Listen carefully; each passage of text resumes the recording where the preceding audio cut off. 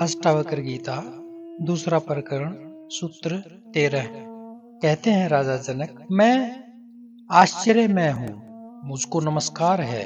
इस संसार में मेरे समान निपुण कोई नहीं, क्योंकि शरीर को स्पर्श किए बिना ही इस विश्व को सदा सदा धारण किए रहा हूँ। राजा जनक कहते हैं कि इस संसार में मेरे समान दक्ष यानी निपुण कोई नहीं है, अर्थात इस आत्म तत्व की बड़ी निपुणता है कि यह असंग होते हुए भी बिना किसी शरीर को स्पर्श किए इस विश्व को, इस संसार को सदा सदा धारण किए रहा है। इसका एक सामान्य सा अर्थ ये बनता है कि यह जो संसार है, ये जो विश्व है, ये आत्म तत्व के बिना कैसे रह सकता है। जिस समय ये आत्म तत्व यानी आत्मा यानी ब्रह्म इस शरीर से अलग हो जाता है, तो उसी समय इस शरीर को भी मृत घोषित कर दिया जाता है। मान लिया जाता है कि यह शरीर मर गया है, अब इस शरीर का कोई उपयोग नहीं रह गया है। जल्दी जल्दी जाओ, उठाओ और इसको जला दो, दफन कर दो, कुछ न कुछ इसका कर दो, लेकिन अब यहाँ पे रखने लायक ये नहीं है।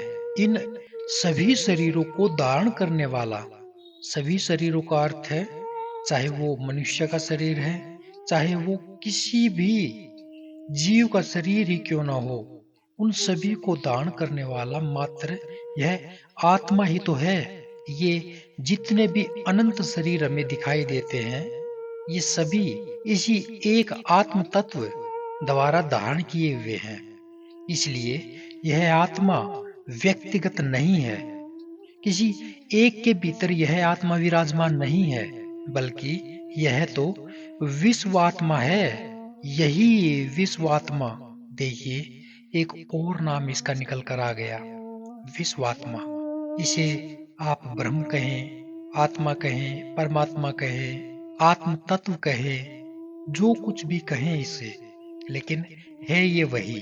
कह रहे हैं यही आत्म तत्व यानी विश्वात्मा चिरकाल से इस विश्व को धारण किए हुए है। चिरकाल यानी जब से यह विश्व का निर्माण हुआ है, तब से, शुरू से, बिल्कुल बिंदु से इस विश्व को धारण किए हुए है। यही आत्मा का विशिष्ट गुण है। यह स्वयं कर्ता न होते हुए भी इसके गुणों से स्वाभाविक क्रिया अपने आप हो रही है। जैसे चुंबक लोहे को प्रयत्न करके नहीं खींचता, विद्युत प्रयत्न करने अथवा अपनी इच्छा से प्रकाश नहीं फैलाता, सूर्य अपनी इच्छा से ताप व प्रकाश नहीं देता, गुरुत्वाकर्षण किसी के आदेश से पदार्थों को नहीं खींचता, बादल और वर्षा किसी के आदेश की प्रतीक्षा करके पानी नहीं बरसाते, अग्नि किसी के आदेश से नहीं जलाती। ये सभी उनके स्वाभाविक गुण धर्म है, जिनसे सब क्रियाएं अपने आप होती हैं। ठीक इसी प्रकार से यह जो आत्म तत्व है, यह संसार को धारण किए हुए है, उसकी मर्जी से नहीं, बल्कि अपने स्वाभाविक गुणों के आधार पर। यह इतना बड़ा वैज्ञानिक सत्य है जो राजा जनक ने प्रकट किया है। जो भी व्यक्ति सभी कार्य ईश्वर द्वारा किया हुआ मानते हैं कि वही करता है, वही करने वाला है, उन्हें सबसे बड़ी निराशा होगी, उनको सबसे बड़ी निराशा होगी। यह कथन धार्मिक विश्वास ही नहीं, वैज्ञानिक सत्य है। इस सूत्र में राजा जनक कह रहे हैं कि इस संसार में मेरे समान कोई निपुण नहीं है, यानी वो अपने आप को पूर्ण मानते हैं, पूर्ण कह रहे हैं, क्योंकि वह जिससे सभी तत्वों का निर्माण हुआ है वह भी पूर्ण है, और जिस तत्व से मैं हूं वह भी पूर्ण है। इसलिए पूर्ण पूर्ण के साथ जब मिलता है तो वह पूर्ण ही बनता है, और जब पूर्ण पूर्ण को जान लेता है तो वह मुक्त हो जाता है। इसी को कहते हैं मुक्ति। अगले सूत्र में फिर मिलते हैं, तब तक के लिए नमस्कार।